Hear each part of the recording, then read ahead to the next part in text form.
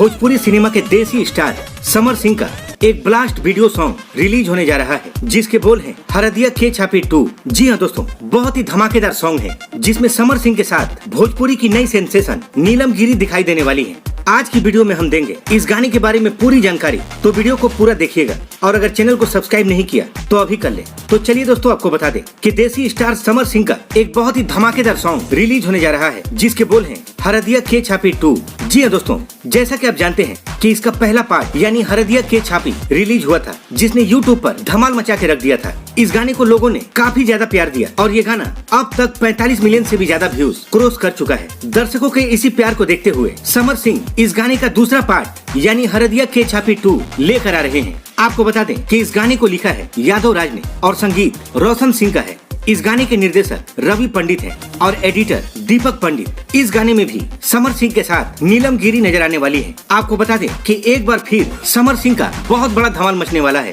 अगर इस गाने की रिलीज डेट के बारे में बात करें तो आपको बता दें कि समर सिंह और खुशबू तिवारी केटी का धमाकेदार सॉन्ग हरदिया के छापी 2 वर्ल्ड वाइड रिकॉर्ड्स भोजपुरी के ऑफिशियल यूट्यूब चैनल पर 1 सितंबर को सुबह 6 बजे रिलीज किया जाएगा। तो दोस्तों, देखना ना भूलें समर सिंह का अब तक का सबसे बवाल गाना हरदिया के छापी